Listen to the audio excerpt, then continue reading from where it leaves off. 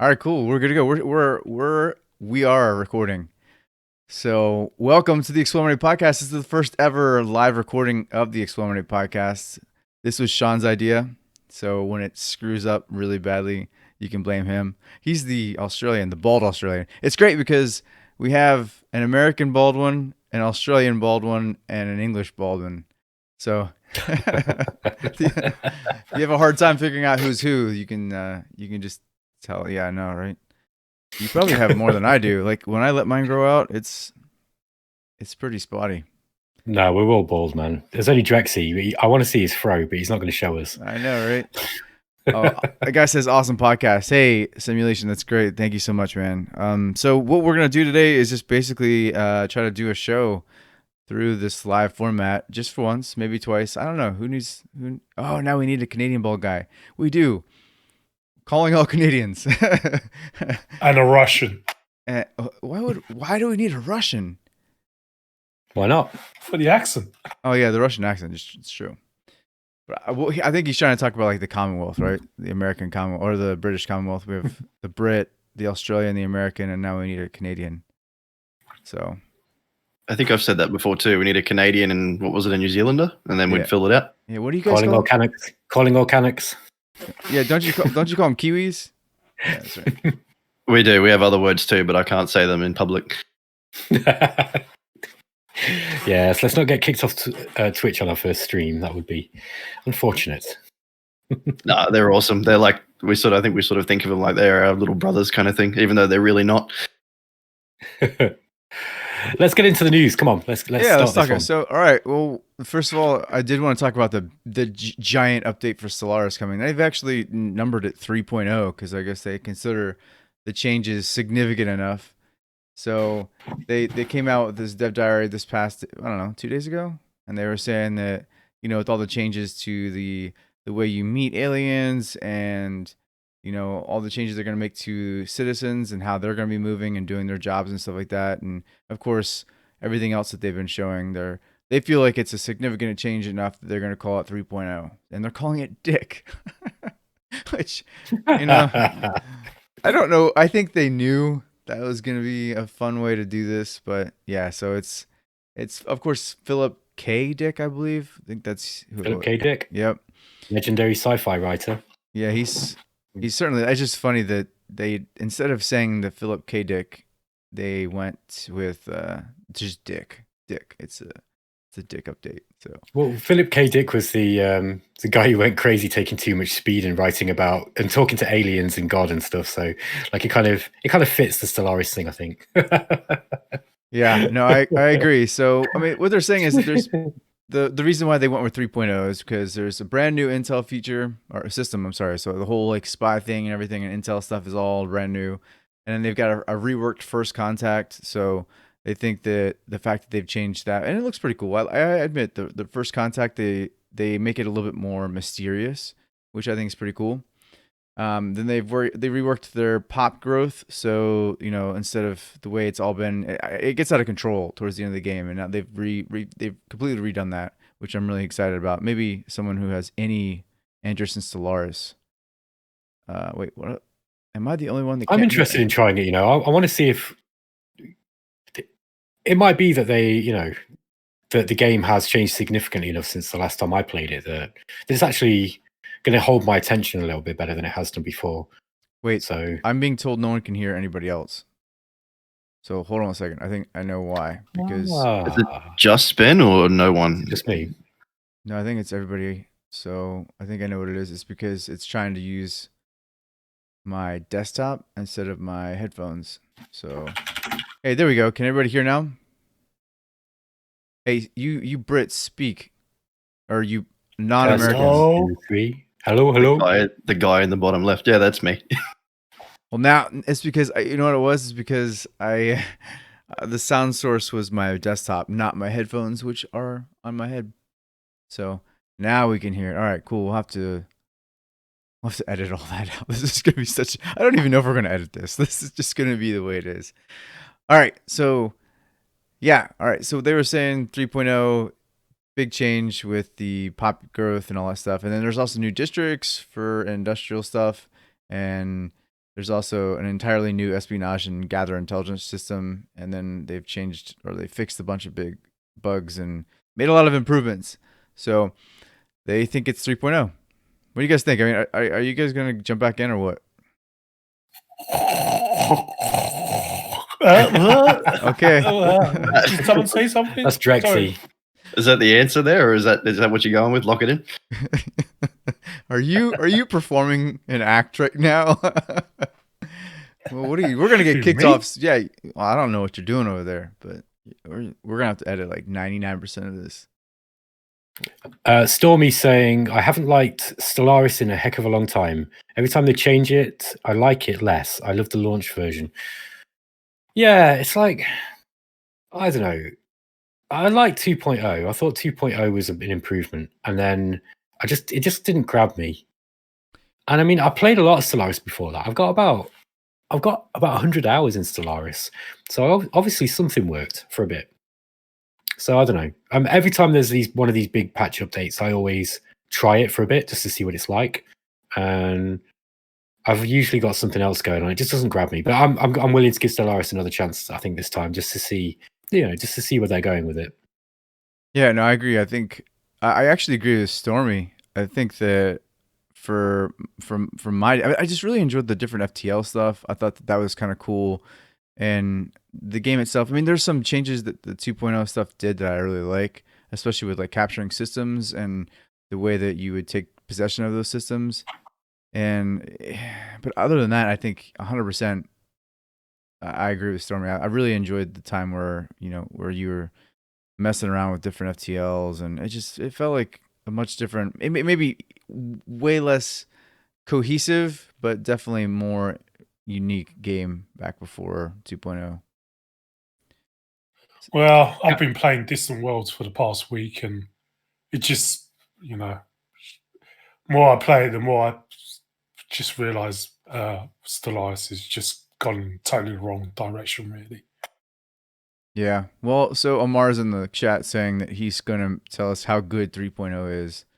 I'm interested. I mean, I'm not gonna lie. I'm probably gonna buy the damn Nemesis expansion, and I will probably go and try it. I mean, they've got me sucked in. It sucks only because I want to see if it's better. So it's fun. Yeah, that's how they always do it. Yeah, as much as I hate on it, I'm gonna buy their stuff. It sucks. I wonder how long until it gets a subscription. Oh, I mean, yeah, with EU4 doing it, there's no doubt. Or is it Crusader Kings or both? EU4. Okay, yeah, no, when they messed around with that, I knew 100% that they were going to start doing that with all their games going forward. So that'll be it. I'm not opposed to the idea, to be honest. I mean, as long as there are options to buy, like if they're thinking about switching out entirely, then no. But if it's an option, I think because I wish I'd not paid all the money I did for Crusader Kings 2 because I just didn't play it enough to really warrant the 50 or 60 quid I spent on the game and all the DLC. So I would have much rather have I probably played it for maybe a month or two. So I don't know. I think the subscription idea is okay. It just depends on how it's implemented, I guess. What's next?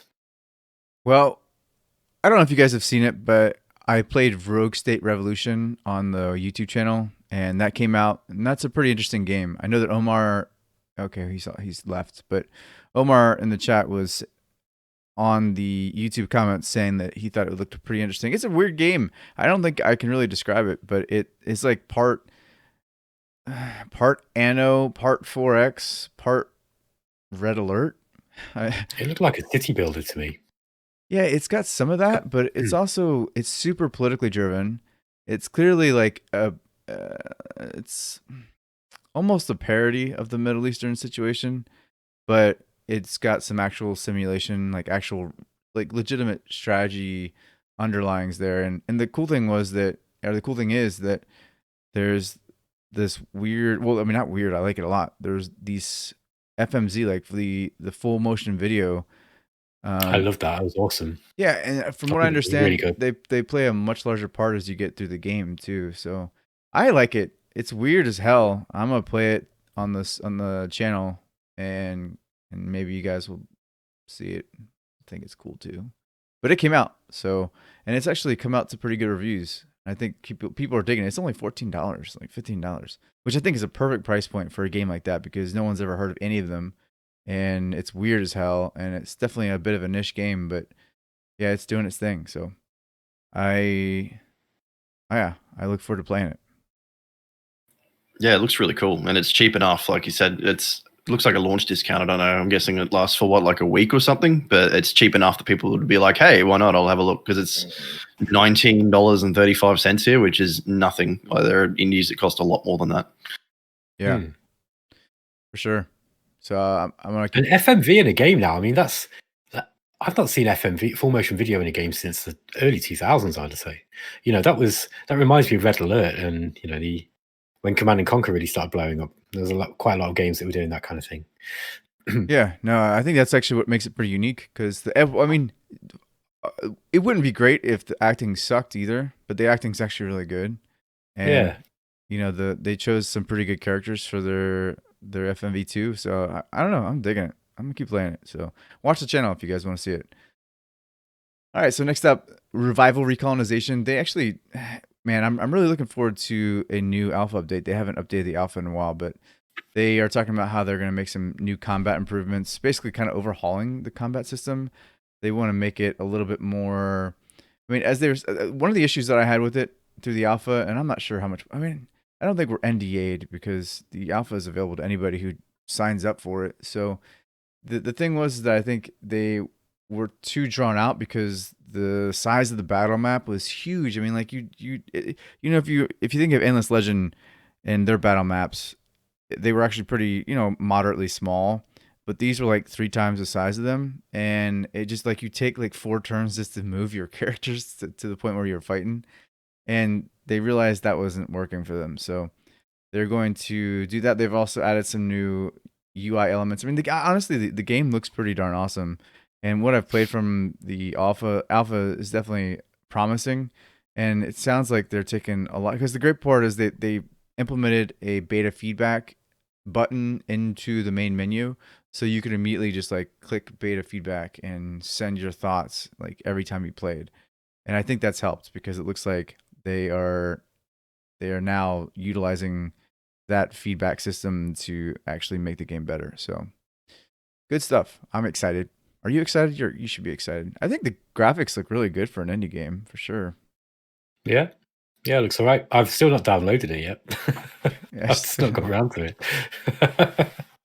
Well, it's man, there's so many games. All right, There's too many games, man. really. So little time. Oh, Armar. There's only Dominions 5.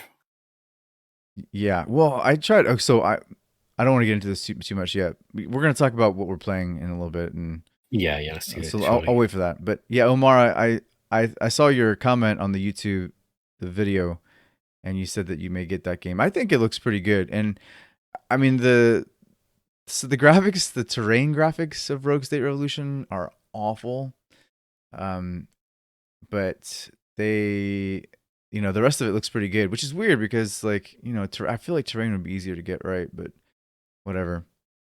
So CNC was awesome. Yeah, Command & Conquer was awesome.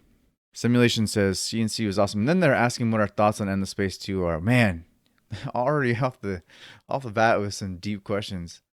I personally, I mean, so for me with Endless Space 2, I was really invested in it. I'd become a VIP for Amplitude Studios back when Endless Legend was like really early. And I got to play like early Endless Legend builds, and I was like, man, this game's gonna be awesome, right? So I kind of got like really deep into Amplitude and was spending a lot of time on their forums. And so your commentary on the VIP. Yeah. Well, I always ask for VIP builds. So Captain Cobbs is saying your commentary on the VIP forums are funny. I literally only say VIP build when, because I just want more. But anyways, so going back to it, I get really invested with Amplitude Studios, and when it came time for the Endless Space 2, right? I knew they were going to do a faction design thing because they had done one for Endless Legend. They didn't mention it to us as VIPs, but I just had a feeling they were going to do a faction design contest. And so I was already brainstorming. I got a head start, maybe cheated a little bit. But for me, like the fact that the Unfallen, which was my like thought, my idea, right, is in the game. It had Endless Space. Endless Space 2 is always going to have a special place in my heart for that. But you know, the game was good, maybe even great up until the last couple expansions, and now it just seems like they're never going to go back and fix what they kind of screwed up. You know, I don't know if you guys know, but I want to say, man, I can't even remember the last. It's the one that Seth said in his review, don't buy it. Yeah, it's like Reawakening or Awakening. Awakening. Yes. Thank you, Captain Cobbs. Awakening. And the Nekalim or whatever you want to call them. It just really messed up everything, you know? And that sucks. So, because I think the idea of the race relay is pretty cool, but the way that the academy ends up playing out in the last bit, and it just, But this is what I'll say about Endless Space 2. I think it's a great game. I think it could have been a freaking classic had they done something better with battles, and had they actually stuck with it and, you know, fixed the problems that are still there, and had gone through. They wanted to do a lore pass on all of the on all the tech topics. That was something that they had promised publicly, and they never did. So I think that's a missed opportunity. I don't know. It's like I can't get into it, and I've tried a few times. The last time I played it was recently. I played it about 2 weeks ago, and played it for about 4 or 5 hours. So it kept me going that long. I'm not really a big fan of node-based 4X games somehow, and I know Master of Orion is kind of technically node-based as well, but it doesn't really feel like it. Whereas, you know, the whole Star Lanes thing, I just feel really hemmed in by it, and I understand that you can break free of that later on in the game, but I just can't get past that bit somehow. But I think the presentation of the game is absolutely superb, and the faction design is really interesting.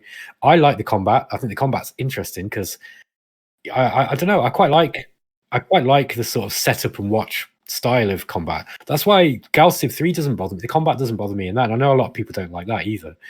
It doesn't strike me as a sort of game that needs hands-on tactical combat like Master of Orion, or, you know, and the same with Stellaris to a lesser extent. The combat doesn't really bother me in Stellaris that much either. So I don't know what it is about it. It doesn't quite grab me, but I just think that it's an admirable attempt to make an interesting 4X game and to really kind of interweave some tight lore into a strategy game. I think that Amplitude are to be commended for their efforts there, because they've put a lot of effort into it. For me, it's the same with any of the Endless game. It's style over substance. Like, I think I remember when I first started playing the Endless Space 2, I did really enjoy it, but it's like with the rest of the Endless games. For me, the more you play them, the less and less you like them. The more the flaws start showing through, and it's actually quite a shallow game. So, yeah, I know. I never got far enough into it to be able to tell whether it was shallow or not. It kind of felt shallow on the surface, but I just put that down to the fact that I've never got more than about 4 hours into a game. So that's not enough to be able to tell whether a 4X game is good or not, really. Well, for example, the tech tree is pretty boring, and it's pretty much the same no matter what race you play. I think there might be a few extra bits or whatever, but for the most part, it's like literally the same tech tree for everyone, and I don't really like that. Yeah, I've tried it a couple of times as well, and I found it hard to get into. It looks great. The UI really appeals to me. It just looks gorgeous, and I like a simulation. The way the battles play out, I thought was pretty cool. But I found it sort of, I don't know why, I found it really hard to get the hang of the tech tree. Like, if it's something like Stellaris, I look at it and I know these are my options and I know what they're going to do. But I found if I look at the tech tree in Endless Space 2 for some reason, I look at it and I go, okay, what do I get out of that? What does that do? And it just... Yeah, I had that problem too. I think that's just... you have to play these games a little bit in order to be able to get your head around them, but it didn't really seem that intuitive, really, what everything was in it. Yeah, it just seemed really opaque and made it a bit difficult to figure out. And I've bounced it off a couple of times. I have the complete collection now, and at some point I will dive back into it. But I was reading about all the game-breaking bugs that came out with the latest stuff, and I've just sort of benched it for now, and I'll just see if they ever do come back. Well, okay, so I'll play devil's advocate. There's two reasons why I like and dislike that type of texture style. Like I feel like in a game like Civilization, right? You only have two or three choices, right? Well, you literally only have two or three choices each time you're going for a new research tech. And with Endless Space and with Endless Legend, you're given a lot more. And I think that's why it's a little bit harder, and that's why people don't get around it. Like they're not, like you said, Sean. It's kind of harder to figure out which one I should take, right? And the more you play it, the more you understand which ones you should take. But I'd agree. I think that, I mean, for the most part, I think Endless Legend, Endless Space, they're games. I think that they're games that are better for, like, I mean, I want to play those games when I want to play something that I feel kind of immersed in, not necessarily games that are very good. So like they're just, as games mechanically they're not the best, but I do feel invested in that, like that world or that universe when I play them. So Well, immersion's a big part of gaming, and I think a fair criticism that we get sometimes is that we kind of value game mechanics perhaps over the overall the overall presentation and feeling of a game, and I think that's fair criticism. And not everybody wants to be kind of constantly challenged by some tightly interwoven thing. That's why a lot of people don't really get why we like things like Remnants of the Precursors, and I can understand that. I can see why, if you're the sort of gamer who just enjoys a game like Stellaris or Endless Space, Endless Legend, it might seem a bit kind of elitist and a bit sort of esoteric and snooty to kind of constantly go on about these old games.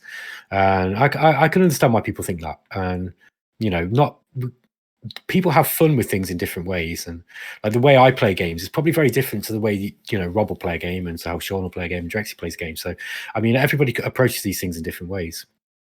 But I think some games make certain types of fun easier, and some games make it more difficult. But yeah, I mean, I'll bring this back up when we start talking about the games we've been playing, because I think Dominions is an interesting example, and I'll see if I can remember to make this point later. But I don't want to go into talking about Dominions too much right now. yeah, and to Simulation's question, I'll answer that here in a little bit too. I'm gonna get through this news section real quick first. There's only two more things. So actually three. So the next up we have Civilization 6 with the last season pass DLC that was announced. We got Portugal and we got zombies. so Civilization 6 has officially jumped the shark. Now they have zombies. They haven't really talked about how the zombie gameplay is going to work out, but they said they're coming. So, and then Portugal looks like a very trade oriented civilization, which makes sense. So, they're clearly, that's like their heritage, their real life heritage. They were very, sea-based trading. Well, really sea-based anything. So, yeah, no, it looks good, but I do think that what I'll say about this is Civilization 6 is a more entertaining game now with all the weird stuff they've thrown in my opinion. Like the heroes, I know that that's not really like historically accurate. I mean, some of them are, but like you get Maui and stuff. That's not. I don't think Maui ever existed. He did in Moana, but yeah, I think that when they started to value gameplay and excitement and fun over historical accuracy, I started enjoying it more. But I know a lot of So people, hold on. Where do the zombies come from? What country? that they didn't say. We don't know anything about the zombies yet. Portugal. Yeah,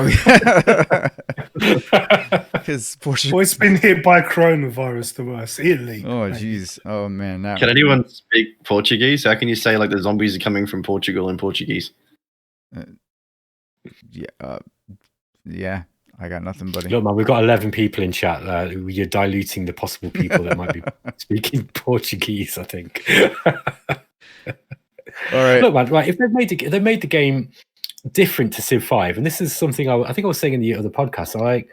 I think it's a shame when games are iterating on a previous version are too similar to the past game, right? So it kind of, because if it's just a game, if Civ 6 was just Civ 5 except better, why would you go back and play Civ 5? Yeah, exactly. Whereas now they've kind of taken Civ 6 in a different direction, and so I can now go back and I can choose to play Civ 1 or 2 or 3, or 4 or 5 or 6. They're all different games. So fair enough. It's not really for me, but I like the idea of zombies. That does sound kind of fun. I'm not really sure how a zombie civilization would work, though. Are you? I mean, they sound like the very antithesis of civilization, really. Well, I don't think it's like their civilization. I think it's like a zombie threat, like barbarians. Okay. So I think it's. I don't know though. I mean, they said there's zombies coming. So I don't know. Who knows, man? Why not? Anyway, so next up and last, or actually second to last for our news segment here is the AI War 2 has got. I mean, man, first of all, the AI War 2 beta. If you guys are playing, or even if you have AI War 2 and you're not in the opt-in beta, you're playing it wrong. I will tell you with every ounce of certainty that I have that the beta version of AI War 2 right now is significantly improved over what's probably still just the standard version of AI War 2. I don't think he's pushed all those changes to the main branch yet. It's phenomenal how much difference the balance and there's just so many. I can't even literally there's such a long list that if you looked at it you would probably spend an hour reading all of the changelog because he's had this beta going for 2 or 3 months now and it's just a much better game. And with that being said, he's finally wrapping up the beta. It should be pushed to the main branch soonish, and then there's a delay to the next DLC. It was originally coming out in April of next month, I believe April 15th, which isn't there a big game coming out April 15th? I feel like there was something coming April 15th. But anyways, yeah. Is this one that you're not supposed to tell us about, Rob? No. I don't know. Shoot. April 15th. And then now it's pushed back to May 18th. So that'll be something. But I'm telling you, man, God, we're going to talk about this in a second because we're going to talk about the games we've been playing. So anyways, the other thing I want to say is that we have finally made 5,000 subs on YouTube thanks to Ben really kind of kicking ass and putting out videos like every single day. And then I had to meet him. So now I've been trying to put out a video every single day myself. And since you've outdone me now. You've outdone me now, sir. Well, I've not really done many for the last week or two. So yeah, you've been smashing it, mate. Well, I mean, 100%. I'm fueled right now by pain meds. The only reason I'm even able to do this right now is because I'm on like 5 different pain meds. Something I mentioned, and I'll say this real quick, but I meant to mention in the last episode, but we didn't get to it. But I unfortunately have 3 herniated discs in my cervical spine. So I have to have C4, C5, C6, and C7 fused together and then new discs made, I guess. I'm going to be bionic. I'm going to be an android. And until they gave me a cervical epidural and until they hooked me up with a lot of pain meds, I was in the worst pain I've ever been in my whole life. And I've done a lot of stupid stuff. So that's saying something. I don't know if anybody's ever had nerve pain in their neck and that radiates from their neck into their arm, into their back, but it doesn't stop no matter what you do. And even hardcore pain meds don't really touch it. They just make you high and forget about it. So it was a really, really bad time for me. But with that being said, I've had a lot of time at home because I'm off work and, I will sit down here in this cave, as you can see my cave, and I'll record some videos high on pain meds, and somehow I managed to get through them. I think I feel like before when I first started, 14 days ago, if I were to try to speak, I would have been like a slurry mess. And I think I've adjusted to the point where I can speak normally when I'm on, 10 milligrams of oxycodone. So, and gabapentin and all these other medications that are supposed to make you really drowsy and screwed up. So, but yeah. Anyways, it sounds any different to me, man. And you did sound. At the beginning of the last podcast, you did sound a bit tired. Yeah, no, I was wiped, but no, I mean it's the only thing getting me by, and I've got surgery next Thursday, so I'm not sure exactly what the site and what the podcast will do for a couple weeks as I recover because I won't be able to move my neck. and supposedly I won't have a voice for a couple days. So I think we've got Daz Tactic coming on. I've just been chatting to Daz, and he says he's well up for coming back. So maybe have a chat with Daz and anyone else who might be about, and just sort of maybe do something like that. Interview again. yeah, that'd be awesome. Great, cool. Yeah, that'd be cool. Take it. That's one possibility anyway. Take it away then. Cool. All right, I'm glad. No, that's awesome. I love Daz, and I wish you'd be on the show more often. So great. Yeah, and then he might bring more people to the stream. Maybe we could. Oh man, you guys should stream that. I'll watch that. Yeah, that's an idea. We could do that. Yeah. I mean, Daz has usually got about 40 people watching, so it's Yeah. about 4 times as many as us at the moment. Oh, I do have one more news item. Yeah, so somebody mentioned something about Star Dynasties before, and it did come out, right? And I did a couple videos. I've got a third one that I've uploaded, and it's ready to kind of finish that short little dive into Star Dynasties. It's come out to positive ratings, thankfully, because at first it was mixed, and I think mixed is unfair for that game. You know, I think a lot of people went into that game expecting something much different, and they kind of shit on it for a little bit, but now it's come back up slowly, and finally it's at positive. I think it's like 71% positive. So yeah, that's the news. So cool. You guys, have you seen Star Dynasties? Is that something you guys have any interest in? I was in the beta for a while, but I think I'm going to hold off for a while, let it develop a bit more before I jump back in.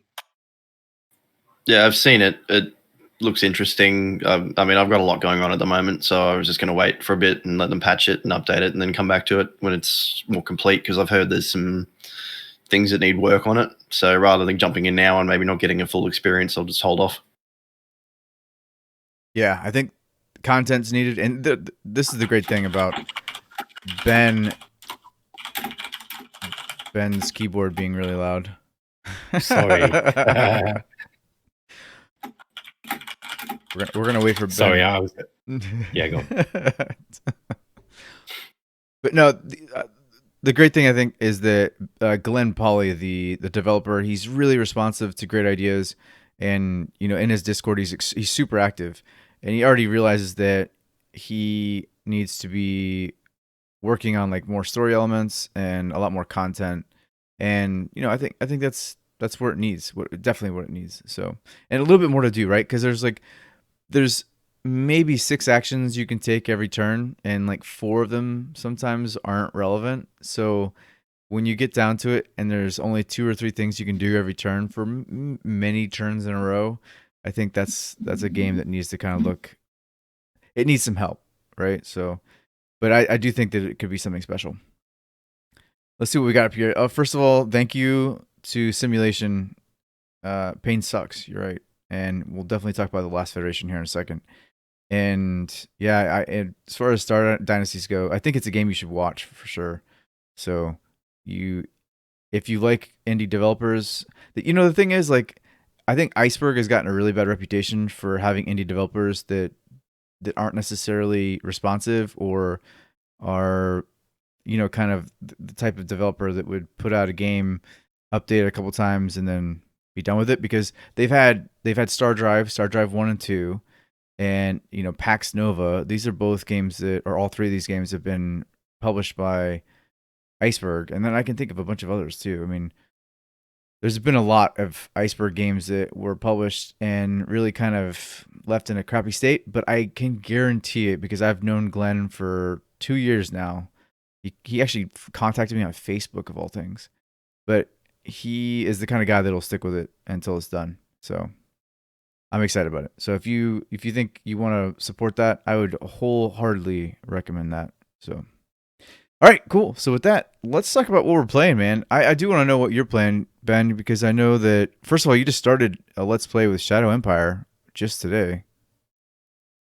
Yes, I did, and that's partly because one of our community members, Grognar, he after watching the eXplorminate top 10 4X games video, he said, "Oh, I'd like to see you play Distant Worlds Universe." And I thought about it, and I was like, I'd like to play Distant Worlds Universe too. The thing is, I don't know it as well as I do know Shadow Empire, and Shadow Empire was another option that we came up with. So I've picked Shadow Empire, but I will play Distant Worlds Universe at some point before the release of DW2, I think. But yeah, I've not played Shadow Empire in single player really for several months. There's been some significant updates with the Air Force update that people are just starting to get their heads around. I think there's been a load of new alien races added. So there's these kind of sentient aliens that you can kind of have diplomacy with, and they work like minor factions. There's a whole bunch of new stuff in there, and the game's just looking great. It's in really good shape. I think there was some temporary AI issues that I didn't really know about, but there was people complaining that the AI wasn't defending its cities, and I've never seen that. But then I saw that Rick had put something in the patch notes that it was indeed a problem and it's been fixed. So I've been waiting for just to make sure that that's all stable, and now I'm ready to play again. So I'm looking forward to get to playing that. I recorded the first 2 episodes tonight, and the next episode will be going up tomorrow. So just let me know what you think. Basically, if you want to see more stuff like Shadow Empire on the channel, just let us know. I believe Rob's starting to get into it. I actually, I dipped my toes into it. And then, well, first of all, I'm not gonna, I didn't watch your video. Sorry, Ben. I wanted like a down and dirty, like 20-minute, like this is how you can get into this game kind of video.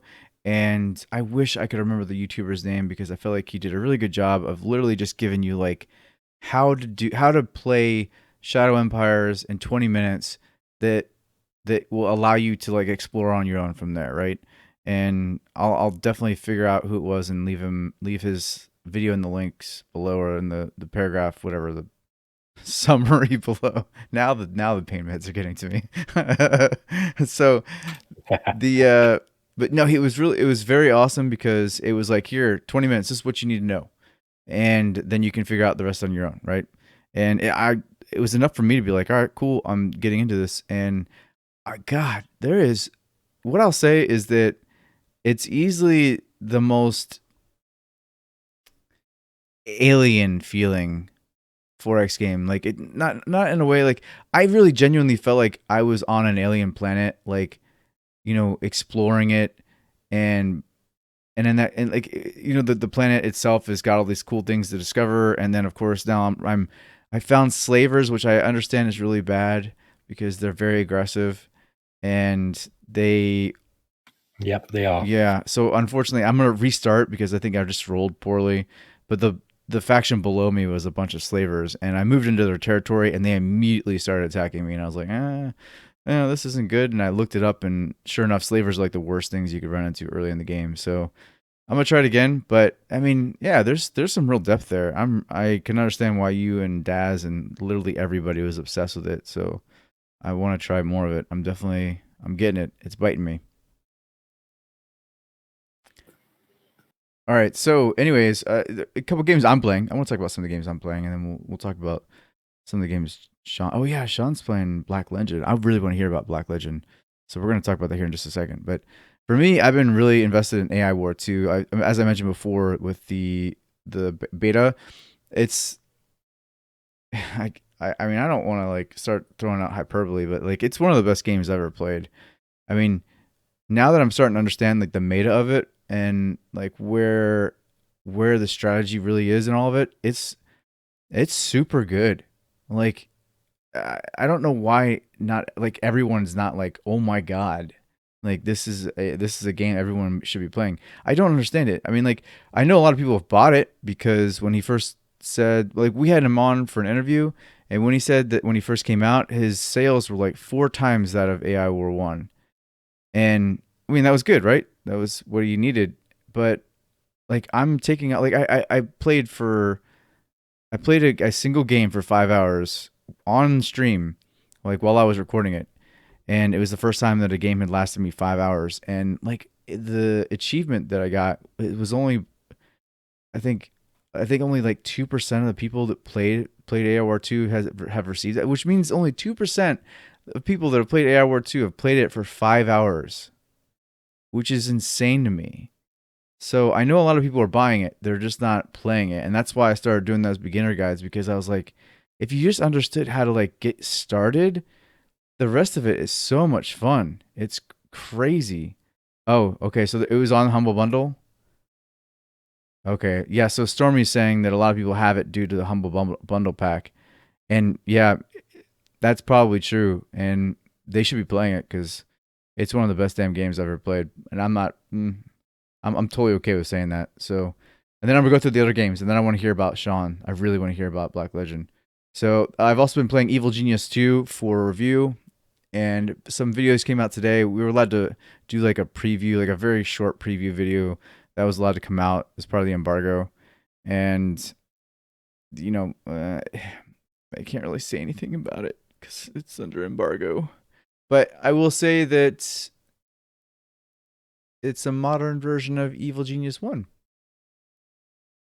And I think Any good? a lot of people liked Evil Genius 1, right? So Loved Evil Genius 1. One of my favorite games, actually. it's a modern version of that. So and then That sounds So awesome. I don't need to buy it then. I will say there's more depth to it. I will say that there's surprising depth to it. There's more to unlock, and I think the world layer, the world that world layer is a little bit more nuanced. So I mean I can't say anymore, so I'm not going to. And then we have Rogue State Revolution, which I've told we talked about before. I'm really enjoying that. I really want to do more videos. I'm going to do a full review for it. And then, yeah, the YouTube stuff that I've been working on. Have you guys played Urtuk the Desolation that I've been playing on YouTube? Anybody out there been playing it? Because I think that's one of the better indie games that come out in some time, in my opinion. The art style is fantastic. The battles themselves are just really well done. And, you know, I'm not sure about the overland style. I wish that it was more of a free movement type, like almost like Battle Brothers, but you know it's a node thing. You know, like you move from node to node and you explore certain spots, and some spots you can take on and stuff like that. I wish it was a little bit more free flowing, open. But other than that, I mean, and maybe that will be Urtuk too. But Urtuk is amazing. It's a great game. Yeah. Yeah. So one of our writers, Jesse, he's been playing that loads. He's absolutely loves it. He showed me his hours played, and it's like hundreds and hundreds of hours now. And it's not even been out that long, that game. So he likes it. It looks great. It looks like, I love the graphic style in it. I've just been holding off on buying it because too many games. But I think that will probably be the next tactics game I play. Yeah, it's definitely on my list as well. Jesse was obsessed with it, and he's been streaming it, and he's really, really into it. And I think we have sort of similar tastes. Like they interlock somewhere. I don't know, intersect somewhere. But yeah, it does look really cool. I just don't have the time at the moment. But I will definitely. It's on my list to get into. Yeah, I think we're gonna try to do a giveaway for that game. I'll talk to the developer and see if we can't spread the word, spread the love a little bit. But I think he's lucky enough to have had some pretty big streamers like Splattercat Gaming and some of the bigger indie game YouTubers and stuff actually play his game, and I think that's really brought him a lot of sales because you watch the game and you see how good the combat is, and like Ben said, the graphics, they're unique and they're great, I think. And you know, I'm a sucker for 2D hand-drawn 2D looks, so it's great stuff. Now, Sean, buddy, friend, pal, I want to hear about. Yeah, I want to hear about Black Legend, man. I want to hear about it. All right. So see, Jesse and I have been playing it as well, and I think we've got slightly different views. I think it's okay. It's not great, but it's okay. Because it revolves around. There was. I'm trying to remember what there was originally, but there was a cult that came in and they volunteered to fix the problem I can't remember what the problem was about in this city of Grant. It's a fictional city in medieval times. And they basically became the new problem. They eradicated the problem that was there, but then the cult took over the whole city, and it was by a guy called Mephisto, and he's an alchemist. And then basically he's taken over the whole city and he's just killed off everyone, and there's disease and just general misery everywhere. And you're tasked with killing him, I guess, and removing whatever the affliction is on the city. It's not too bad. you're roaming around in free time, and then you've got the tile-based tactical battles. The battles are okay. They can be pretty fun. Like, it's got the 4 humors system, which is interesting. It's something different. You basically build up stacks of different effects on them, and then you have a basic attack that will consume those stacks to do extra damage. So it's like a core part of the combat. They do have some really cool weapons. Like, I mean, I've got a flintlock rifle that sets people on fire, and then I've got there's all these different classes. I've got a dragoon class that has this blunderbuss that just, you can use it like a shotgun and again set things on fire and blow things up. Like, they sort of specialize in explosives. And then you've got you can have like tanks. I've got a couple of different tank classes that I've been using, and they've all got their own different abilities, and they generate different effects on enemies. So that's pretty interesting. That's something I don't think I've seen in a tactics game before. There might be, but I can't think of it on the spot.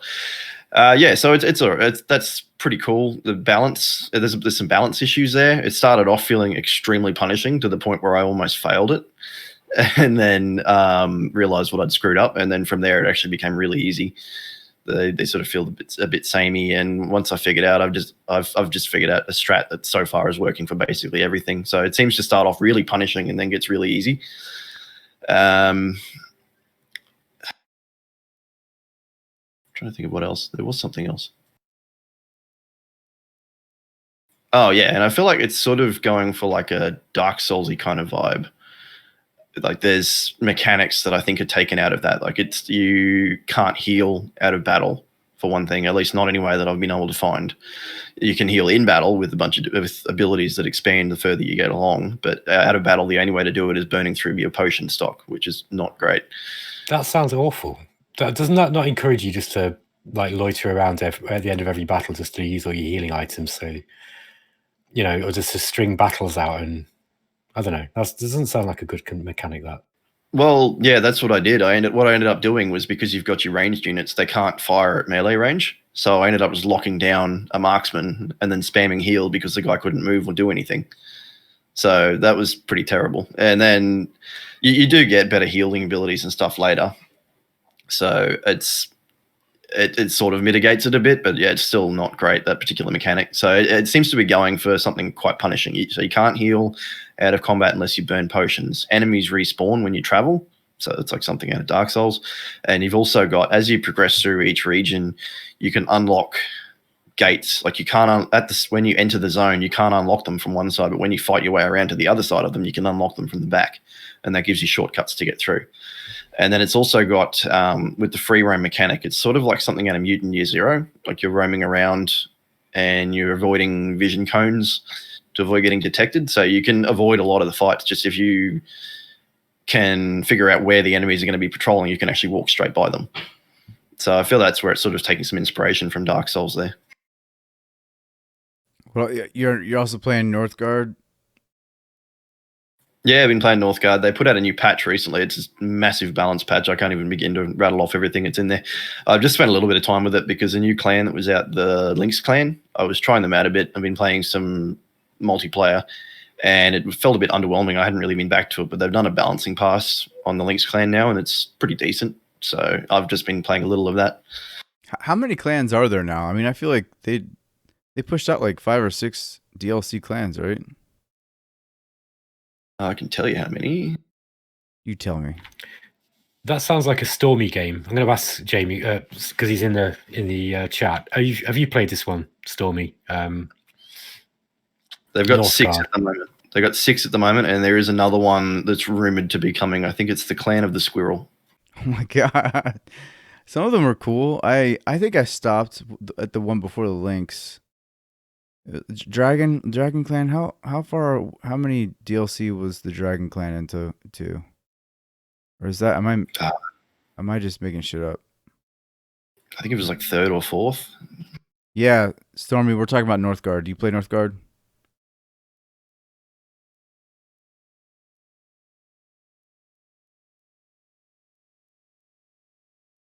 But yeah, no, I mean, for me, I've been keeping an eye on Black Legend. It's disappointing to hear that the game is kind of fundamentally broken. So, I mean, decisions like only being able to heal in battle is something that that just sounds moronic in my opinion.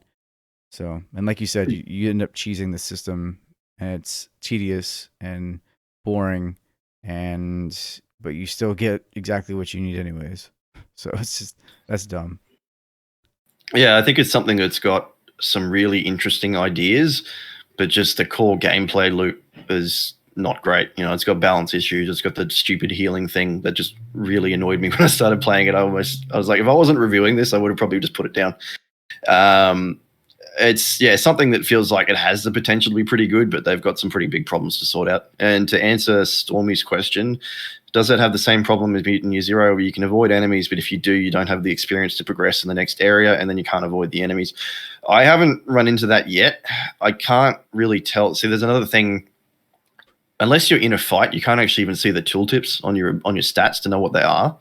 I ended up having to talk to someone else to try and find out what it was, and it's a bit light on the UI. If I walk into an area, I have no way of knowing if the enemies are a higher level than me or not. I haven't run into an issue where I can't beat anything yet, because now I can just use the same strat. I've got two guys who've got heavy armor. One of them is just what's he called? Doppelsoldner. And he's basically a two-handed weapon wielding barbarian tank thing. And then the other one I've got is a I can't remember what the other guy's called. I did change his class. He was a Landsknecht, which is a guy using a spear. But yeah, basically I've just had them both wearing heavy armor. They stand up the front. I've got a witch doctor he's got a pretty powerful heal. So he can sort of poke a bit around the edges and then heal as a support.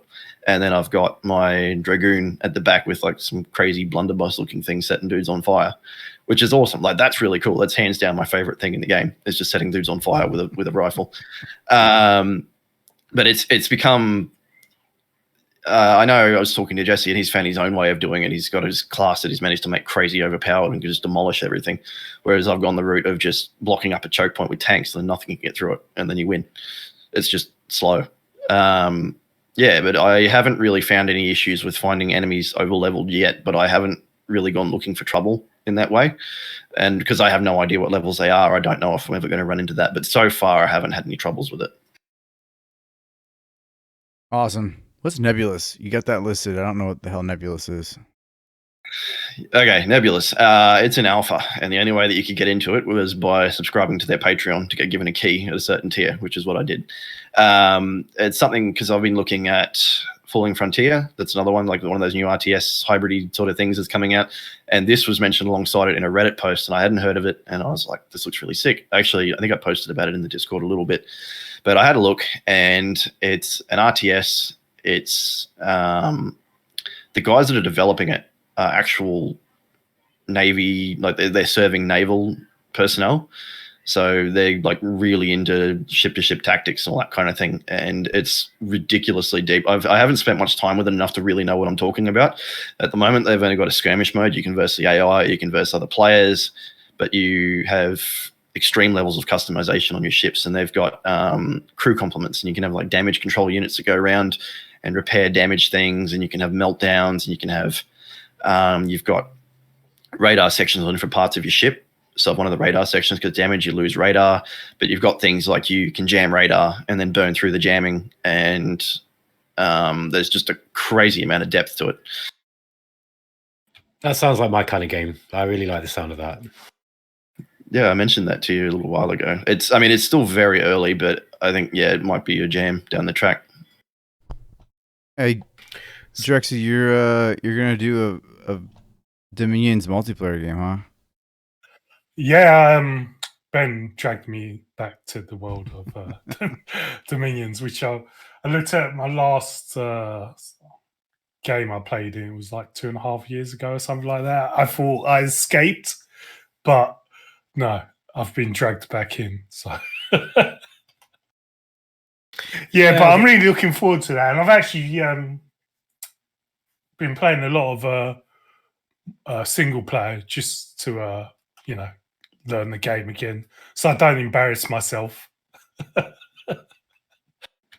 Yeah, so this came about because Drexy very kindly set us up with an interview with Lucid Tactics, he's probably I'm going to go out on a limb here and say he's probably the number one Dominions content creator, I'd say. I mean, I think he's certainly one of the top guys who creates content for Dominions.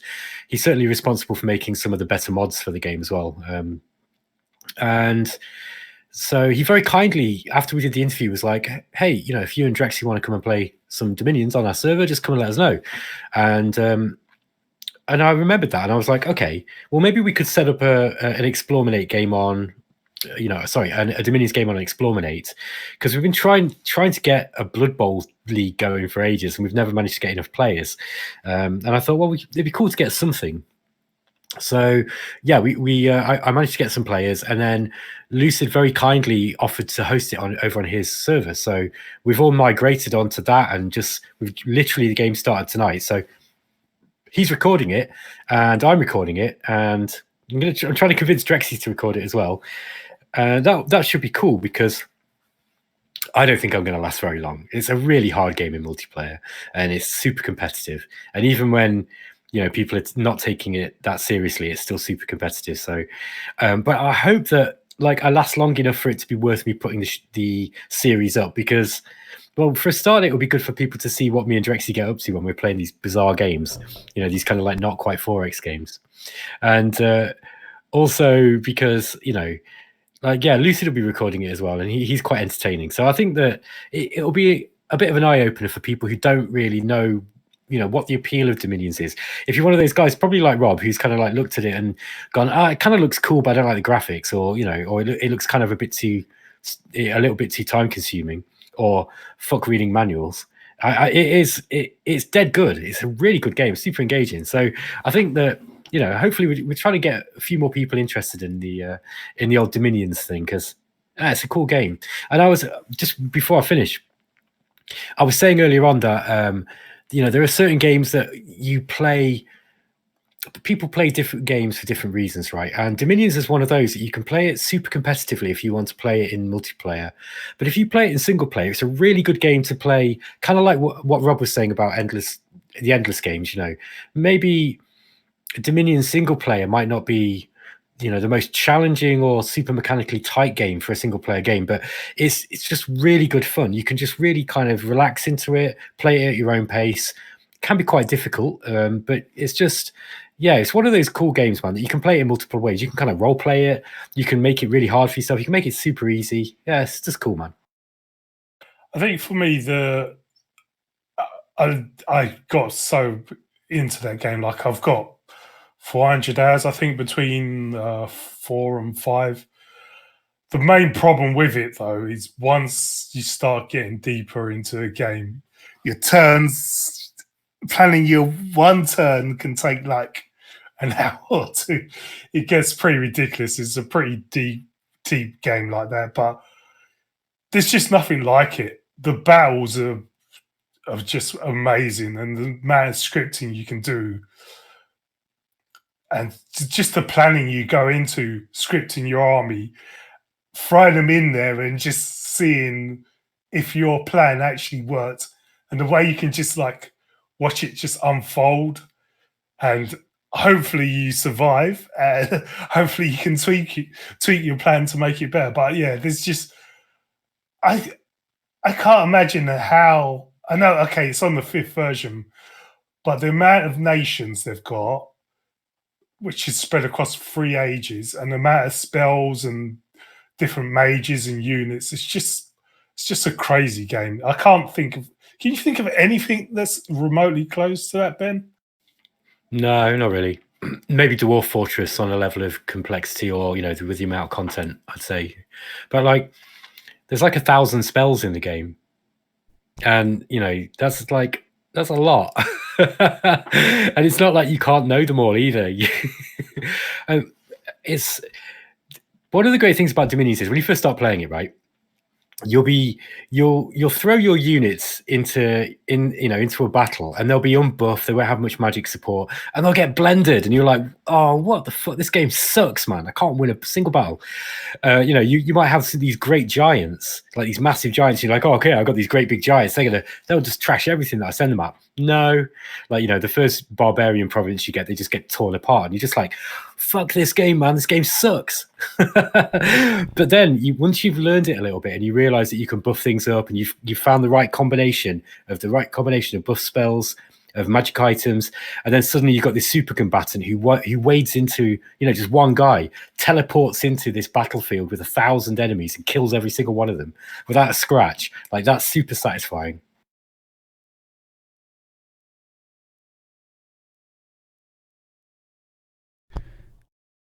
It's funny, simulation in the chat here is reminding me of games that I've completely forgotten about. That Which Sleeps, which was a game back in the day that, man, that one was all the rage and all the talk about when it was back in development. But it was basically like an evil god simulator. Like, I think it may have actually been taking some cues from Dominions. Who knows? Because the game never came out and the gameplay was never really shown. But like, the idea was that you were going to take on the role of like Cthulhu or something like that. You could create your own like evil god. And I don't know, simulation. Do you know more about actual gameplay for that? Like, was that supposed to be something in the same line as Dominions? But he brought that up, and I remember being so disappointed because the guy, like, I guess there was like a small dev team, and then like the main developer had some sort of like personal issue with the other guy, and they split off. But the main guy was like, "I'm gonna keep going," and he actually ended up showing some gameplay footage, but it looked like it was like super scripted. And yeah, if you guys haven't seen it, just look up That Which Sleeps, and you're gonna be like, man, how disappointing. In fact, maybe don't, because you're gonna see it and be like, that would have been such a cool game, and it never came to fruition. So unfortunately, we'll never know. But I was gonna ask you, Ben or Drexy, both of you. Like, I was looking at Dominions. In fact, Ben, you showed me that one video that Daz did, the dragon, like basically like the starter guide to dragon. So I watched it and I was like, this game looks pretty cool. And then I started reading about it, and everybody's like, oh, single player is just warm up for multiplayer. It's really a multiplayer game. Do you think that single player is fun enough? I mean, it is. Yeah. Okay. No. Yeah, I think so. I disagree. I don't. Doesn't. We disagree on this. Until this week, I've probably played about 3 hours as single player. I've probably done about 10 hours this week, but yeah, I because diplomacy, in my opinion, plays a big part in the game. You're just missing that in single player, really. Like every game I've played this week, I've just been freewayed. I get to a point where I just get freewayed by the AI. So, and there's nothing you can do about it. You can't talk to them and tell them, "Oh, please, like, I'll give you this," or "Let's come to this agreement," or "Let's attack this guy." All the fun stuff of multiplayer, where you can do a lot of scheming.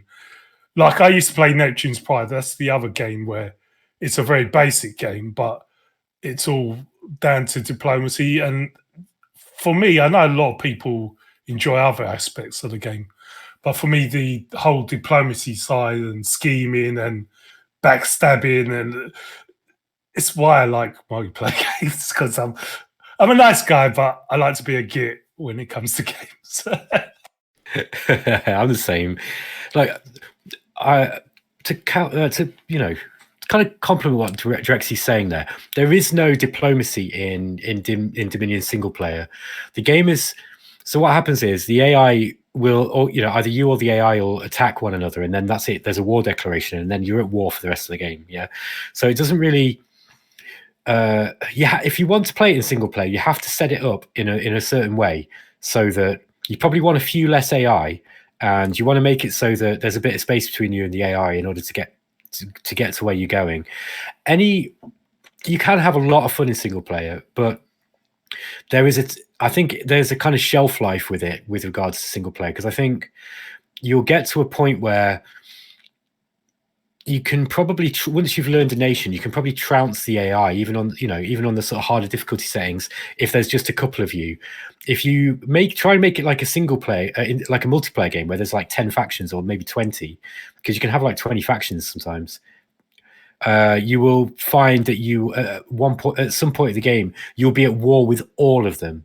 Now, that doesn't generally happen in a multiplayer game, because It's just so hard to fight a war on more than a couple of fronts. So in a multiplayer game, you generally you'll talk to all the players around you and try and figure out, hey, I don't want to attack you. You know, you and me are going to go to war, but, you know, it's not a good matchup for me right now. So you try and figure out who to go for. People will form coalitions to take down the strongest player. So that's where the fun in Dominion's multiplayer comes from. It's the community. You don't have to do a lot of communication, but you do need to be able to at least play the diplomacy game and be like, you know, because you can't survive unless you do. You need to be able to make non-aggression pacts with certain people so that you're free to attack other people, that kind of stuff. So yeah, I mean, I like it in single player, and it's like Drexy was saying, you can use it. Most people will be playing it in single player just to test out their builds and that, but yeah, it's play it, man. Learn how to play it. It's well worth the time, and multiplayer isn't as stressful or like annoying or difficult as it sounds. Yeah, no, I will get to it. I'm gonna wait till it's on sale. But I mean, now that I've finally kind of dipped my toes into Shadow Empire, I feel like that's gonna consume me. So too much. I will. I also started playing Old World again. I just wanted to see what was new, and then I was like, man, that's it. I'm playing a Let's Play. So I've got too many games, man. Too many games. I'm wrapping up the Urtuk one because I was only doing like a short, like, so I don't know if you know this, but like for me, when I do YouTube videos, I consider my Let's Explore as like a short series. I'm never gonna finish a Let's Explore. Like I'm never gonna finish a game in a Let's Explore. But when I start to go like with an actual Let's Play, I feel like that's it, right? Like I am dedicating myself to finishing that game. So I very rarely do a Let's Play. And that's kind of like the nomenclature I use in my head. You know, let's explore means like, let's explore it a little bit. Let's see what it's all about. And, you know, dabble. And then let's play means like, let's do this thing, right? And for me, my AI War 2 game, I plan on either winning or losing. That's going to happen. But with Urtuk, I'm finishing up. So once Urtuk is finished, I plan on jumping into Old World. And, you know, I'll wait for Dominions 5. I've got too much going on. Speaking of the AI War 2, I've actually I started watching your videos, and I was going to play some, and then I got dragged into this Dominions game, so I've been obsessed with that at the moment. But yeah, I definitely will at some point get in. I've been watching your videos, so it's something I've had for a long time. I've just been waiting for him to slow down on his updates, but it just doesn't seem to slow down, that guy. Well, they are about to stop. Yeah, they're about to stop. So he's about to push that beta patch out, and it's going to be done, right? And then he's going to start full-time work on the DLC. So I think it'd be great because multiplayer is working for AI War 2. I think that would be a fantastic multiplayer. Once you guys do your Dominions thing, see how well it works. We'll see how that works. But yeah, maybe we can do a series on that against each other. Has it done, or is it you play together? Yeah, you actually play together. You play. I mean, of course, the AI being the AI and the main enemy, you actually play together to defeat the AI, and I believe the AI starts stronger as a result. So I don't know. That actually could be really fun. Sorry, that could actually be really fun because I used to play Sins of the Solar Empire because you can play that in teams. Yeah. I used to play with some mates against the AI as well. So I think we should after our Dominions is done. Yeah, no, I think so too. We should all get together and try that against the AI. 100%. I'm well up for that.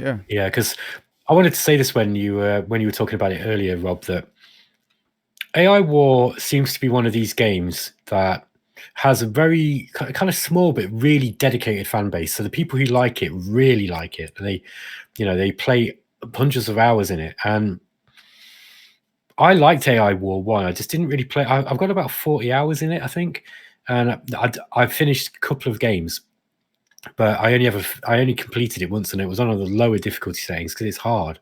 AI War 2 is such an improvement. It's just such an improvement. It's a load easier to play, and there's so much less busy work involved. There's a lot of busy work in AI War 1, and AI War 2 is this. The streamlining is just it. I think some people complain, but I really like it. I just think it's a better game, and it's just a superb asynchronous game. The AI is great in it. It's like that's a masterclass in how to make a game AI. Honestly, it's so good. Well, yeah, and I would say too, like I think that the streamlining made it more of a grand strategy game as a result, right? So like before there were equal elements of RTS and grand strategy, and I think that you'd get bogged down in some of the like the nitty gritty tactical details that you really don't need to in AI War 2.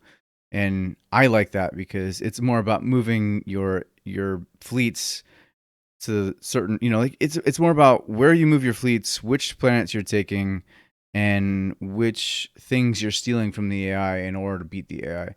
And for me, having played now like I don't know 60, 70 hours of it, like I didn't even know what I was doing for the first 40 or 50 until people started showing me on YouTube. I'm glad I started playing it on YouTube because they opened my eyes 100%. And before I was messing around on like really easy difficulties and I was kind of like, this is kind of dumb. And now I've gotten even just at difficulty 5, which is still lower than the default difficulty. I am I am really like using cerebral brain power to figure out what I'm going to do. And that to me, like it's not only rewarding when you make the right decision, but it's also equally as rewarding to make the wrong decision and find out like, okay, cool, won't do that again. And you learn something. And I've learned something every time I've played AI War 2 the last 2 or 3 weeks. And I just, that's something you just can't do. So before we get too much further into this, I do want to answer some questions that have been asked because that was kind of the point of this whole thing, right? So I do want to just answer Simulation's question about Gal Civ 3 compared to Endless Space 2, and then I want to know about what Ben's playing, and then I think we should wrap this up, man. We're actually almost an hour and a half into this. It went by fast. So if you guys have any questions before I wrap this up, before I answer this question, before we wrap things up at all, please feel free to leave them in the chat and let us know what you think about this format. I mean, like this is something we could probably do every now and then if you want. So, if you guys will enjoy interacting with us when we do these, of course the final product will be edited and maybe some of the fluff and some of the more flavorful things will get edited out. But yeah, to your question, Simulation, I will say this, right? Like, I think Gal Civ 3 is a better game mechanically. I think that, as much as I don't necessarily think it's the Ben one, the Ben, I just read that one. I read Ben. I literally read that at the same time I was saying best. I don't think Gal Civ's the Galactic Civilization games are the best Space 4X games anymore.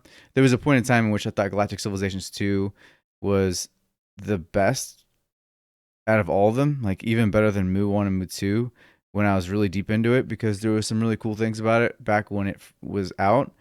But, in 2020 hindsight, without those rose tinted glasses, I'll say that I think Galactic Civilizations 3 is a better game with its systems, and I think that it's also an easier game to get into because, like a lot of people were saying, the tech tree of Endless Space 2 and a lot of the lore stuff is so intertwined with Endless Space 2 that if you don't know a lot about it, it starts to feel a little overwhelming. But I personally liked I personally liked Endless Space 2 better, only because I'm 2021 hindsight. Yes, I know, right?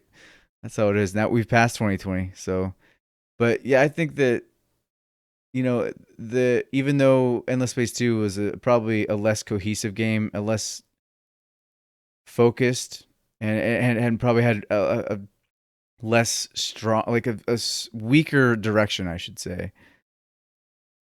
But I think that, yeah. Oh, yeah. Zarnan makes a great point. Galactic Civilization 3 has a lot going on, but it feels bland. Whereas I think Endless Space 2, with its lore, with its races, with its, this universe, this living universe, it felt much more, and I'm going to steal Zarnan's word here, it felt much more immersive.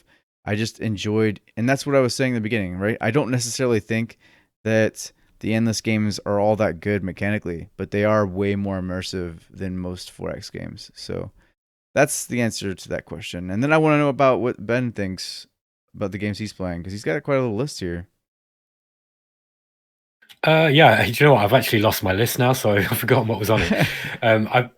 Yeah, so I've already talked about Dominions. We've been me and Drex have been playing Dominions. I've been playing Warhammer 2 Total War because the third game is going to drop at some point this year, and I've still not finished the Vortex campaign yet. So I haven't got a great deal of time for gaming at the moment, even though I managed to play more than I should. And so I've been trying to play Warhammer 2 because there's been a nice little update recently with. So there was a new Dark Elf character added, and they rebalanced some of the map starts and some of the mechanics that were a little bit wonky, and it's great now. It's just such a great game. That's not a game that I'll probably ever bother playing on stream, I don't think. Mostly because I'm not that good at it, and there's just loads and loads of people doing content like that, and there's more Warhammer content than you can shake a stick at. So nobody needs any more Total War content, man. But I just playing it personally, I love that game. It's just great. I'm a lifelong Warhammer fan, and just really enjoy getting sucked up into it. What else did I say I'd been playing, Rob? You've got my list. It's in the chat, man. Let's have a look. Oh yeah, Field of Glory 2 Medieval. I've been playing multiplayer with some buddies of mine, and that's my favorite tactics game. It's so good, and I didn't ever think I'd like kind of historical war games like that. And it's so easy to play, and yet it's so nuanced and technical. It's awesome. And yeah, so I've been playing Field of Glory 2 Medieval. Hold on, I think Drexy wants to jump in. What are you saying, Drex? I did hear that people prefer the ancient, what's it called? Ancient, the older version, because the armies are more varied, whilst medieval's all European armies, and they're all pretty similar from what I've heard. Yeah, I think they're lining it up for DLC. But it's pretty much the same game, to be honest. I don't know. I would have bought it because that's what everyone's playing, but you don't need. I don't know. I think Field of Glory 2 and Field of Glory 2 Medieval are pretty similar. There's not a great deal of difference in it. It's just differences in unit variation. That's it. But it is. If I was going to do a tier list of games, there's very few games that I would put as S tier, right? Field of Glory 2 is an S tier game, and I can't say that about any other tactics game really. I don't think there's any other game that I can think of that is just that good. It is super, super. I've been playing Caster of Magic on stream, and people who've been kind of watching up till recently know that the AI gave me a thrashing and infiltrated my my continent and then wiped out 2 of my main cities, and I was just like, and it didn't help that I had banging toothache while I was playing as well. So it kind of like it stopped me playing for a few days, and I was just sort of picked that back up. But yeah, Caster of Magic, man, it's a good game, but it's just got me. I've also been playing Remnants of the Precursors. Everyone knows I play that, and I've also gone back to Civ 4 because when we were doing the top 10 video, I kind of was recording a bit of footage for for all the games that we were putting on there, and Civilization 4 got me again, like for the first time in a decade. So I've just fallen back in love with Civilization 4. It's such a great game. All right, so chat questions time. I got one from Simulation. He says, "What do you like about Shadow Empire?" And I mean, I can't really answer that question too well right now. I played for about an hour and 20 minutes, and that's my first hour and 20 minutes. So what I can say is that I do like that it felt really. It felt like a challenge to establish some like initial foothold, which I was pretty excited about because at first, basically, there's like this need to grab resources. Like resources are so important in that game, and what I was learning about with the metal and production and stuff like that, and getting those things online so you can start pushing out units. And the other thing I liked about it too was that it was dangerous, right? Like I mentioned it, I was pushing out with my new units. I really like that your territory shifts with how far your units push. So like I don't know if those ever become static borders, but they, in the moment as you push out, your territory is what you know of and what you you gain from moving your units around. But yeah, the initial setup of my economy kind of felt pretty exciting. I was really lucky to get a metal deposit like right by my starting city, and so I was able to get metal mined really early, which is something that I think is pretty important. Well, I know it sounds like it's really important with the game, and that kind of just snowballed into the point where I was like pushing out the early machine guns and stuff, machine gun brigades with the stuff in it. It was a lot of fun because I was taking on. I mean, these slavers were hard for sure, but I was actually holding my own against them. But from what I understand, I was going to lose that because I just couldn't put out enough machine gunners to take them out. And they seemed to have like 42 armies just waiting for me. So, but I do. They're generally okay if you sorry to interrupt. I was going to say if you dig in, right? If you set up a line of your machine gunners and you use your terrain, unless they've got so many units that they can flank you, generally they kind of like they batter up against you and then they can't really do a lot. So yeah, I mean they are brutal if they catch you by surprise, but if you're ready for them, you can generally hold the line.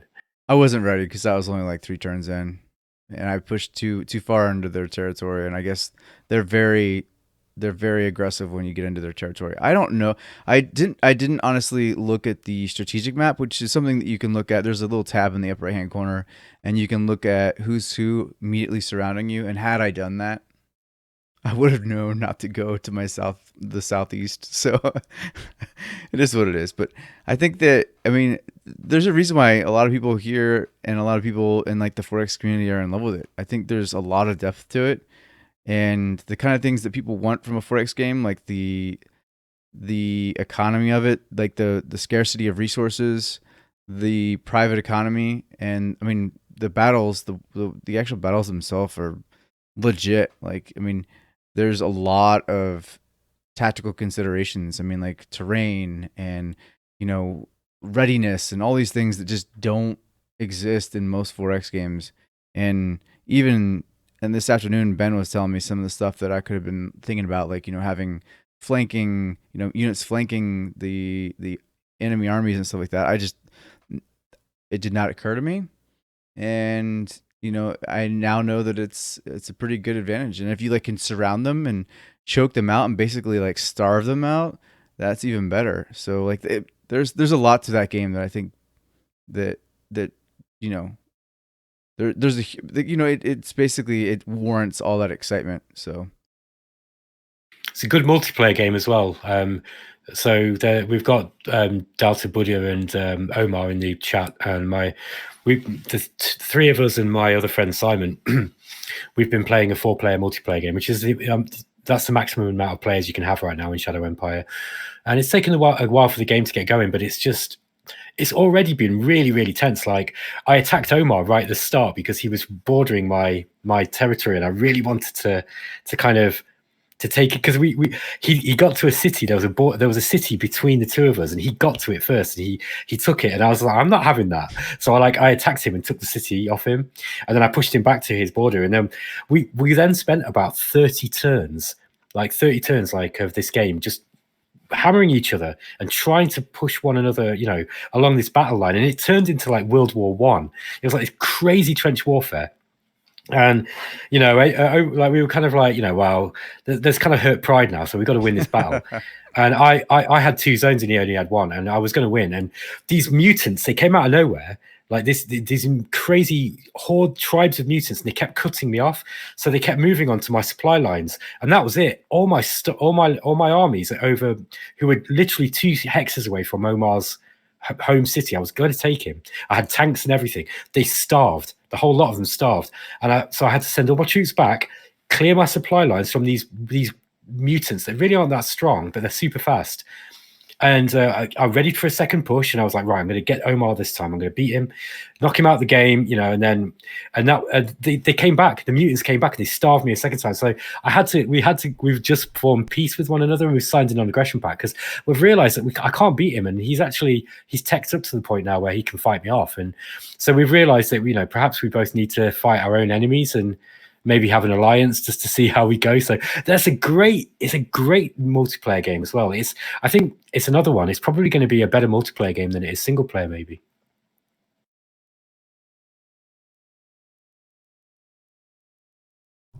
One second, I'm gonna find this video for one of the guys in chat, the one that helped me kind of get into it, because I mean, I'm actually going to use Ben's videos next because I feel like these were such, like I said, I needed something short and condensed, like really quickly, and when I found I did one for eXplorminate, a top 10, I think it was a top 10 hit tips video.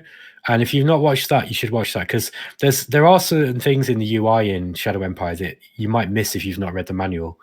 So yeah, I think Omar mentioned that in the chat earlier, but I want to kind of do a bit of shameless self-plugging there. But yeah, there's a video that I did with, you should watch that if you're a beginner, because there are some kind of little user interface tricks and kind of little things that you might not know when you're first starting a game that can make things a little bit easier for you. And I don't think that video is outdated yet. Yeah, no, I was going to say that. I was actually going to say that I think this would be a good video. So in order, I would say the one that I just linked it's only 20 minutes long. Oh, so it's 35 minutes long. And it got me started, right? That was 100%. Like, it got me started, right? And then let me see if I can get Ben's video.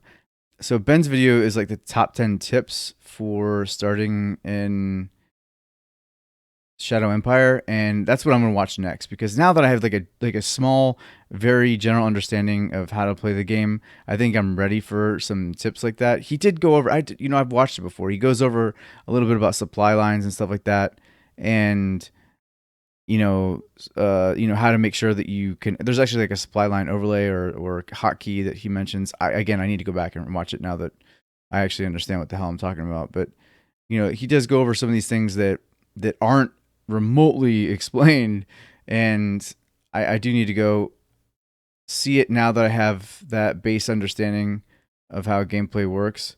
But I'll make sure to link it in the chat below too. So last question, and then we're gonna probably wrap things up. Are you interested in humankind? I'll answer it quickly, and then I want the other three, because I'm surprised. I actually am curious to know what they think of it. But as a VIP for Amplitude Studios, I have been playing it since its very, very first iterations, and I don't think I'm breaking NDA when I tell you that at first I was like, I just had no interest in it. I really wasn't all that excited, because I felt like I was just playing an endless legend version of Civilization, and I wasn't excited. But I will tell you this: Lucy, with the Lucy open dev, that was when I started to first get excited, because I could see where they finally were putting these puzzle pieces together, and it started to feel like a game that was very unique, very much its own thing. And without violating NDA, I will tell you that it's only gotten better since then. So for me, Humankind's at the top of the list, and I'm really excited for you guys when you guys can finally play the final version. So it'll be there. Just wait for it. But I think it's going to be really exciting when you guys see. I mean, because what they did, they took all the feedback from the open dev scenarios, and they got a lot of feedback. I mean, like lots of feedback. But the great thing is they were able to break it down and look at the most common stuff, and then use that feedback to fix the game and make it better. And the game that I'm playing today as a VIP is, I mean, like, just if I had to put a number on it, 25% better than the game that I was playing with Lucy. It's a game that, in my opinion, went from like, okay, I could get into this, to like, holy shit, I see where they're going with this, and this could be something. So I'm not sure how these guys feel. None of them have played it, but none of them, I think, some. I've played it. You got not the open dev, right? Yeah, we're in the open dev. But I'm not sure exactly how excited they are. So let's see. You go first, Drax. Sorry. I'm actually more excited for Endless Dungeon. because I really like Dungeon of the Endless. I hope it's going to be really good. They haven't wowed me yet, so I'm really hoping it is good. But I'm not going to, have any expectations until it's out and people I trust who play it and tell me it's good. Then I'll jump in. So that's about as far as I go with the game. I feel like I played the game a little bit too early, and I what I saw early on didn't feel any different to Endless Legend, really. And I just bounced off Endless Legend, so I wasn't interested. However, from what I've seen of the Lucy thing, or from what people have been telling me about the Lucy thing, and subsequent, well, the Lucy dev, it's kind of got me a little bit more excited about it. I'm less interested in historical 4X actually, but I think it's got the potential. If they could do something different to Civ, then thumbs up from me, and I'll buy it and I'll check it out, and I'm sure it'll be great. But it's not at the top of my most anticipated games list. That's no disrespect to Amplitude. It's just there are just games that I'm more excited about, like Distant Worlds 2, for example. All right, I guess I'm up. Yeah, I played the Lucy Open Dev as well. I didn't jump into any earlier builds. I've only played the Lucy build. From what I played of it, I didn't spend a hell of a lot of time with it. It looks really nice. I thought the discoveries idea in the early Neolithic stage was really cool. It was something interesting, and I like how you can pick civilization to evolve as from there. I didn't get a lot more out of it, to be honest. I wasn't able to spend as much time with it as I would have liked. It is something that I'm looking forward to. I'm not super hyped about it, but I think it looks like it could shape up to be pretty good. I fell off Endless Space 2 as well, but I've spent a little bit of time with Endless Legend, but not enough to really have an opinion on that either. But I'm hoping that this will be something that I can really get into. Yeah, for sure. I think they've done a lot to, like I said, they've listened to a lot of feedback. So the people that had feedback and that gave it and that were articulate about it, they really did.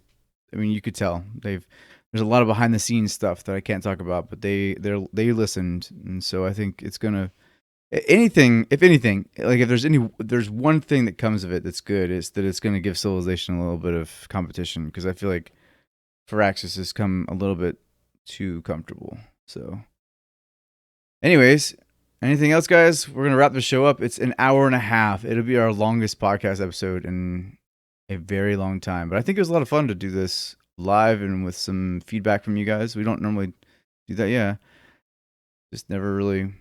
I think it was fun, but yeah, we should do this more often, or maybe not necessarily as a podcast, but just do community stuff, because I think it's a little bit too late for our European fans as well. I think if we're gonna do this, it needs to be earlier on a Saturday or Sunday or something, just so that people are around, because we'd get twice as many people if it was at a reasonable time. Like Drexy and I both, we're used to staying up this late to doing it, and for Sean, it's breakfast time or something, isn't it? yeah, maybe Yeah. we can do it like early. Well, I don't know. See, the problem is that Sean here is in the weirdest time zone ever, living in a different time altogether. Yeah, that's a good point.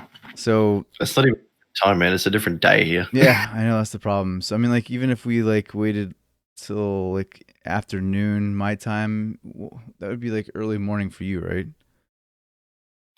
Well, we started this one at 11:30 in my time, so I don't know. We can look into it, but yeah, no, I thought this was pretty fun too. So I'd like to do more of these.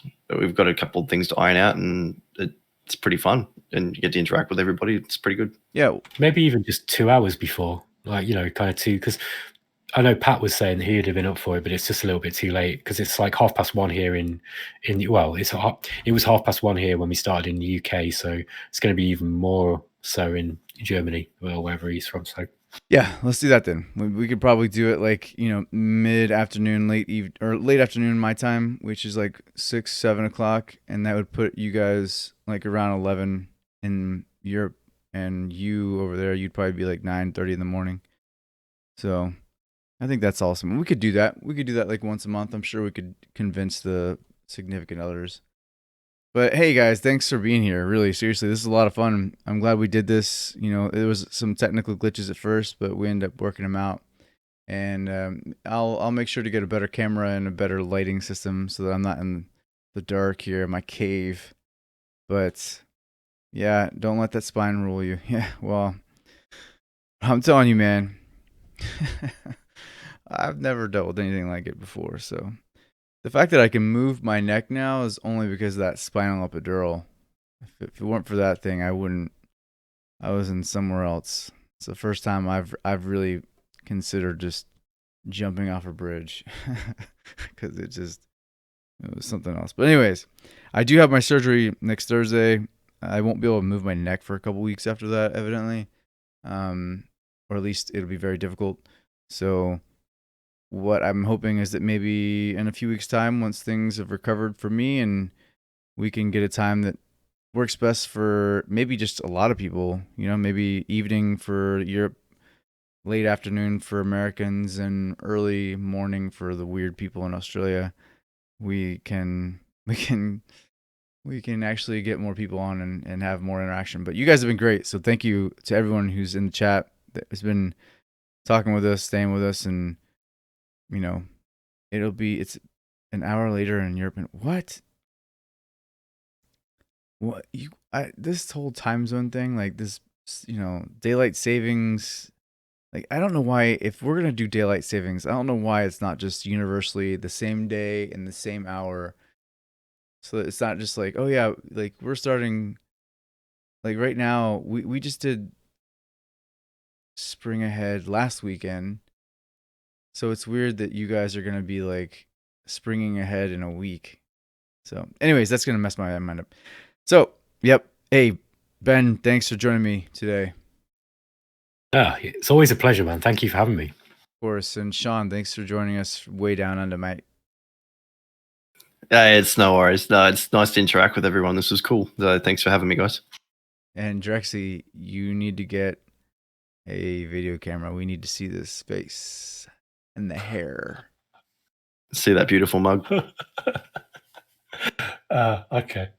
I just want to see your hair, buddy. I want you to be the only guy with It's hair. short at the moment, so there's nothing to see really. Well, I actually searched for Drexy on Facebook, and I didn't add him because I didn't want him to see all the bullshit that I put up on there, and he wouldn't appreciate it. But he's a handsome chap. he is a handsome chap, and he's got hair, so he needs to get on here. We need to get him. We're gonna start a GoFundMe for Stewie's freaking video cam. So, all right, guys, this was Rob, Ben, Sean, and Drexy for eXplorminate. Until next time, keep exploring. See you later, guys. Have a good one, guys.